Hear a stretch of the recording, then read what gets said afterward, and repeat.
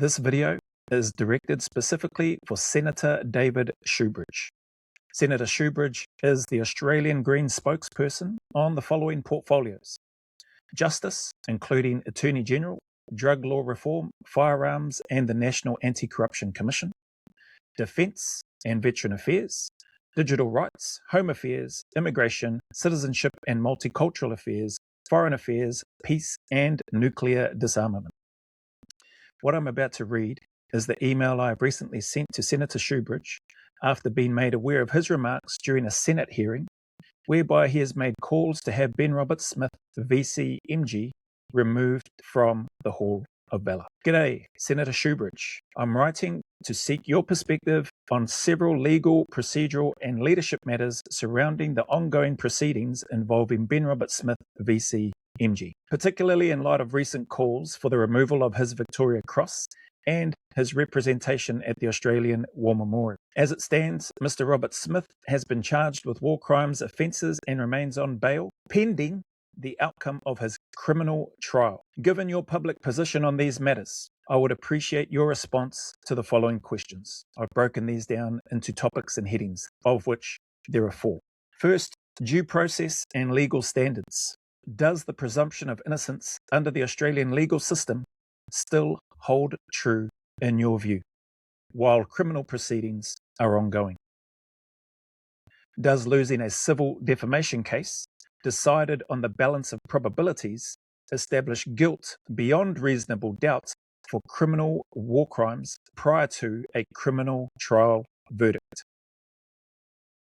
If a civil outcome is considered sufficient ground to take official, administrative, or symbolic action prior to a criminal verdict, what precedent does that set for the role of criminal trials in Australia's justice system? If Mr. Roberts-Smith is acquitted following his criminal trial because guilt cannot be established beyond reasonable doubt, will you continue to advocate for his removal from the Hall of Valour? The second lot of questions I'd like to ask you pertain to legislative framework and investigative timing. What are your thoughts on the 2024 amendments to war crimes legislation and criteria that applied retrospectively back to 2000? Do you view retrospective changes to legal definitions as appropriate after 2 decades of operational deployments in the global war on terror? Are you examining whether the timing and content of these 2024 legislative changes impacted the Australian Federal Police's capacity to execute arrests or lay formal charges against Ben Roberts-Smith? The third lot of questioning for context are in relation to operational context, rules of engagement, and individual recognition. Are you reviewing the higher level rules of engagement, ROEs, specifically directives such as ROE 429 Alpha, that governed kill capture mission parameters issued to Australian Special Forces operators during the global war on terror? Given that the Victoria Cross awarded for the Battle of Tizak to Mr. Ben Roberts-Smith was recommended by his peers and on-ground commanders, subjected to multi-tiered military review, and awarded for specific actions that saved lives during that engagement, an event distinct from the war crime allegations, what is the legal or policy rationale for stripping an award tied to that specific verified action prior to a criminal conviction?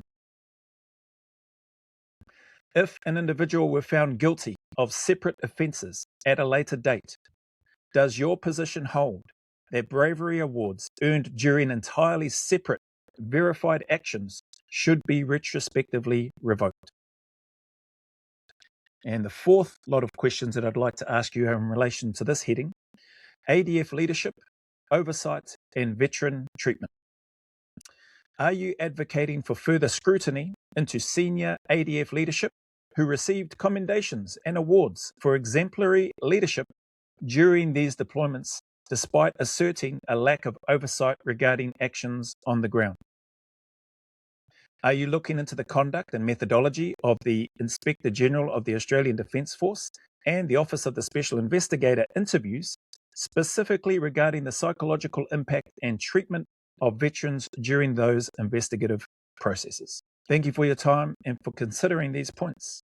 I look forward to your response. Kind regards, Joe Hortai.